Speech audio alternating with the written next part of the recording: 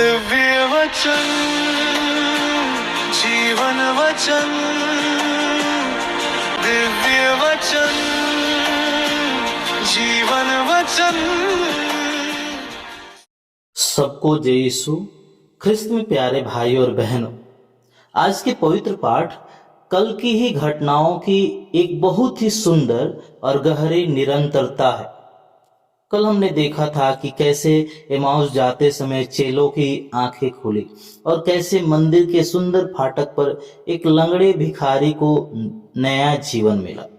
लेकिन आज हम देखेंगे कि उसके ठीक बाद क्या हुआ, जब जीवन में डर और उलझने हमें घेर लेती है और हम चेलों की तरह खुद को निराशा के कमरे में बंद कर लेते हैं, तो क्या होता है?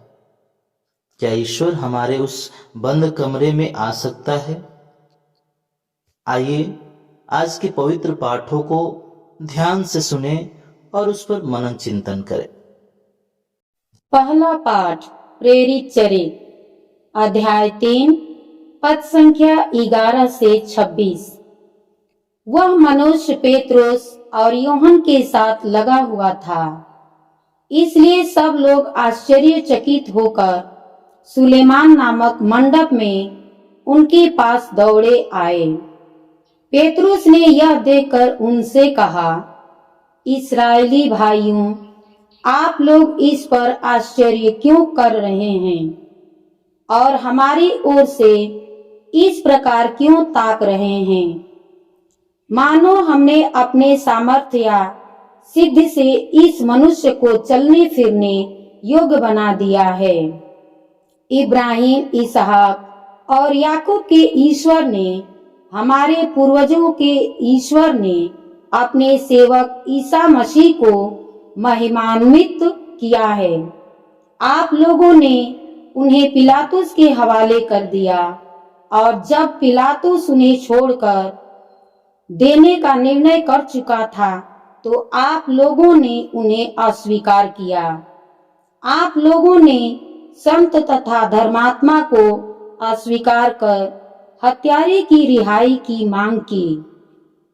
जमीन के अधिपति को आप लोगों ने मार डाला, किंतु ईश्वर ने उन्हें मृतकों में से जिलाया। हम इस बात के साक्षी हैं। ईसा के नाम में विश्वास के कारण उसी नाम ने इस मनुष्य को, जिसे आप देखते और जानते हैं, बल प्रदान किया है। उसी विश्वास ने उसे आप सबों के सामने पूर्ण रूप से स्वस्थ किया है। भाइयों, मैं जानता हूँ कि आप लोग और आपके शासक भी यह नहीं जानते थे कि वे क्या कर रहे हैं। ईश्वर ने इस प्रकार अपना वह कथन पूरा किया जिसके अनुसार उसके मसीह को दुख भोगना था और जिसे उसने सब नबियों के मुख से घोषित किया था। आप लोग पश्चाताप करें और ईश्वर के पास लौट आएं, जिससे आपके पाप मिट जाएं और प्रभु आपको विश्रांति का समय प्रदान करे। तब वह पुनर्निर्धारित मसीह को अर्थात ईसा को आप लोगों के पास भेजेगा।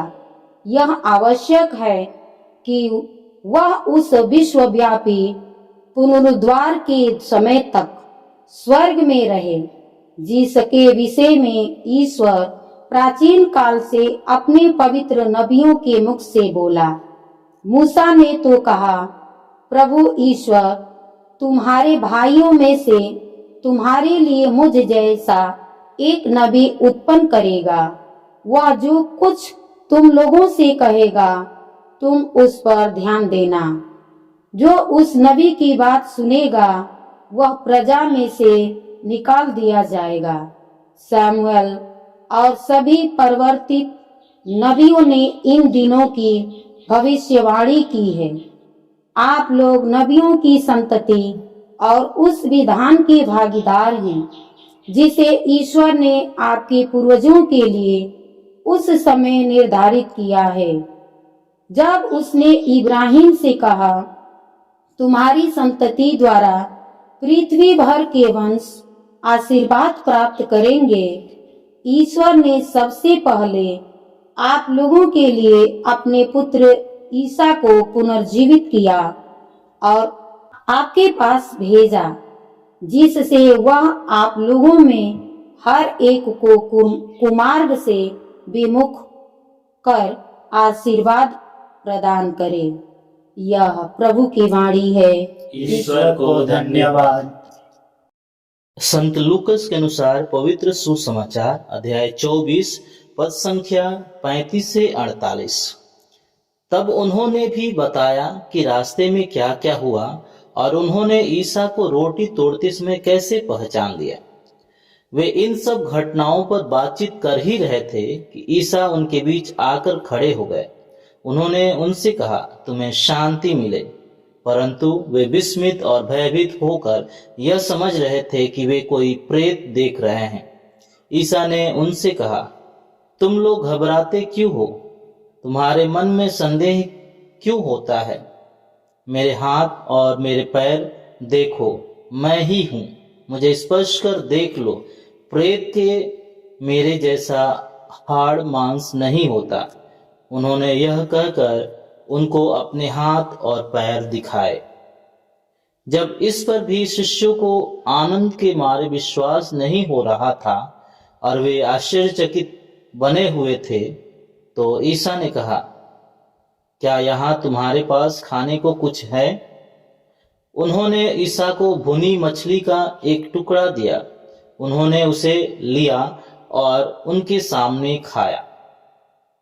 ईसा ने उनसे कहा, मैंने तुम्हारे साथ रहते समय तुम लोगों से कहा था कि जो कुछ मूसा की संहिता में और नबियों में तथा भजनों में मेरे विषय में लिखा है, सबका पूरा हो जाना आवश्यक है। तब उन्होंने उनके मन का अंधकार दूर करते हुए उन्हें धर्म ग्रंथ का मर्म समझाया और उनसे कहा, ऐसा ही लिखा है कि मसीह दुख भोगेंगे, तीसरे दिन मृतकों में से जी उठेंगे और उनके नाम पर यरूशलेम से लेकर सभी राष्ट्रों को पाप क्षमा के लिए पश्चाताप का उपदेश दिया जाएगा। तुम इन बातों के साक्षी हो। प्रभु का सुसमाचार। हे ख्रिस्त, तेरी स्तुति हो। प्यारे भाई और बहनों, आज के पवित्र सुसमाचार में हम कल वाली उसी कहानी को आगे बढ़ते हुए देखते हैं।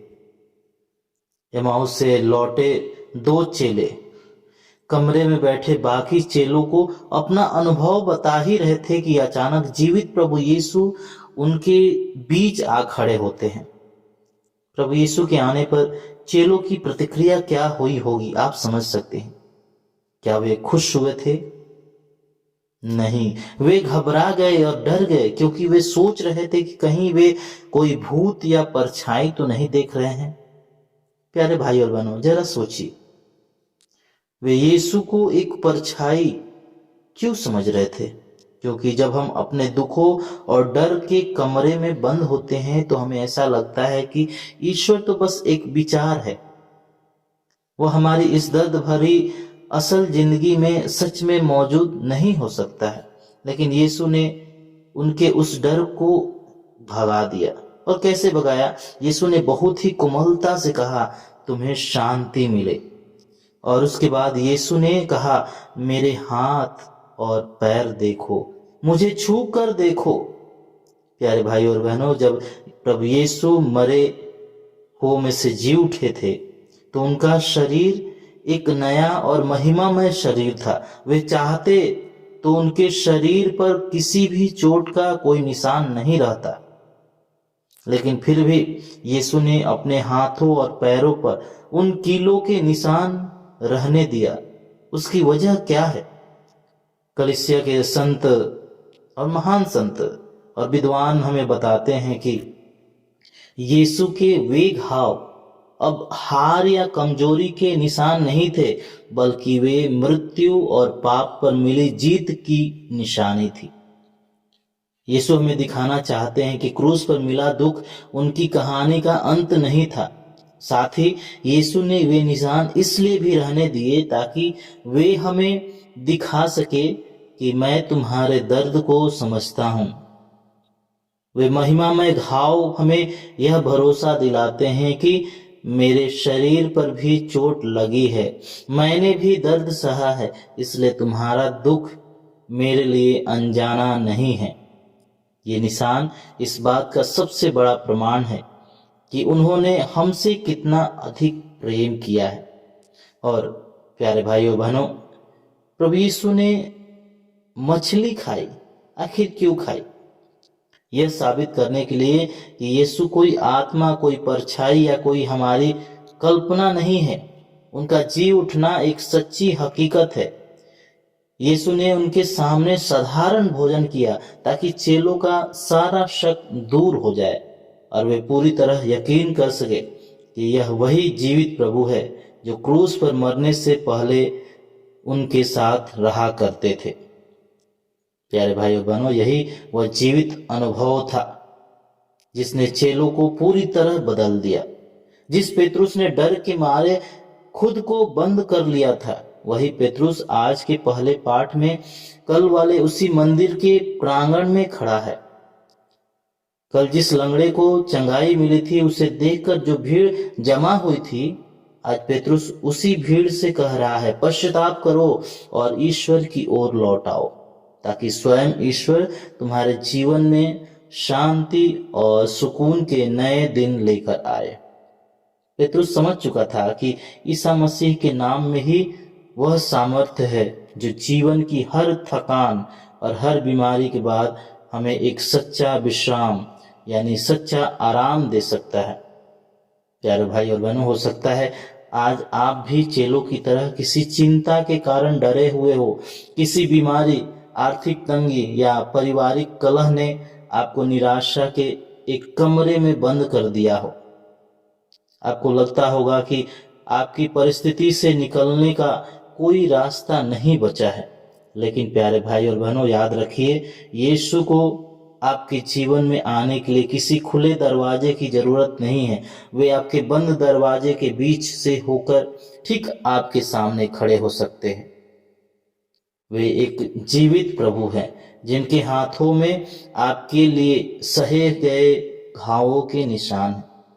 इसलिए आज अपनी इन सारी बीमारियों, अपनी सारी चिंताओं को प्रभु को समर्पित कर दीजिए और विश्वास कीजिए कि वे आपके जीवन में शांति और सुकून के दिन जरूर लाएंगे।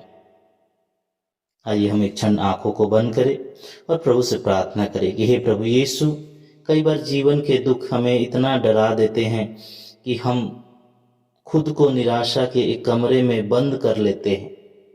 ऐसा महसूस होता है कि अब कोई नहीं है, न कोई हमारी पुकार सुनने वाला है।